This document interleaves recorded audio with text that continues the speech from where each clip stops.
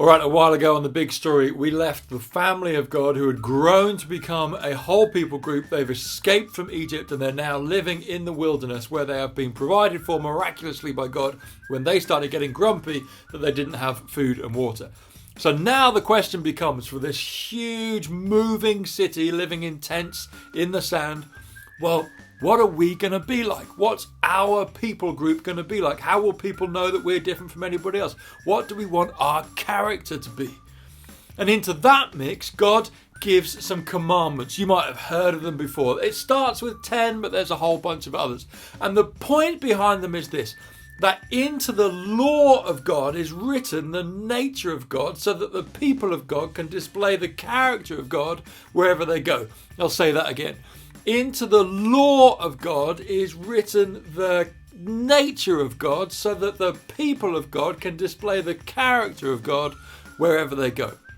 So, there are rules which God gives his people that might seem obvious to you and I. Let's pick one like don't murder for a start.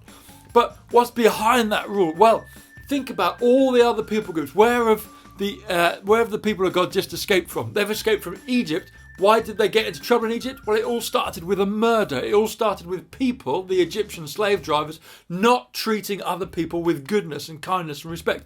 So one of God's first rules is treat people with goodness, kindness and respect. Don't murder them. Don't kill them. In fact, if they're from outside your territory, if they don't look like you, if they come from a different place and speak a different language, do you know what? Welcome them in. Treat them as one of your own. There's some other rules like have time off.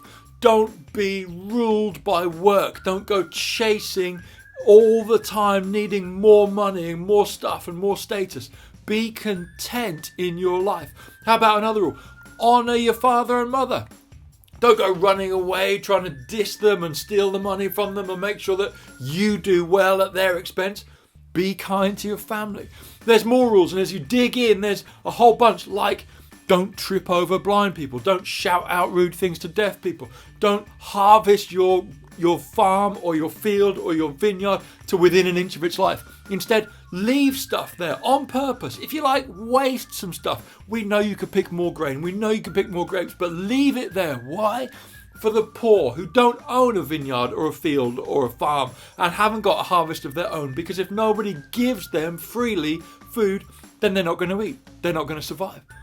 So God carves out a whole way of his people following distinctive commandments and therefore becoming distinctive themselves. Imagine a group of people who didn't make idols out of anything else, whether that anything else was politics or a politician or nationhood or status in society or a position within an organisation or a level of importance or business or anything else. Imagine a group of people who didn't make an idol out of anything but just worshipped God. Imagine a group of people who loved unconditionally those from outside their border, who didn't look like them, who didn't have the same language and customs as them, but loved them and treated them as one of their own and as guests around the table and as equals. Imagine a group of people who did that. Imagine a group of people who were not overrun by the rat race, but took time off to enjoy and to feast and to celebrate. Those would be a nice group of people to hang around with. Imagine a group of people who took care of the poor. The nature of God is written into the law of God so that the people of God can display the character of God, the goodness of God, the grace of God, the kindness of God, wherever they are. So, here's your big question for this week as part of the big story, because it's important to understand that we are part of it.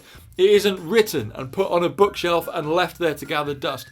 We continue the story and we continue to find creative, good, gracious ways of showing people the goodness and grace of God. How could you do that this week?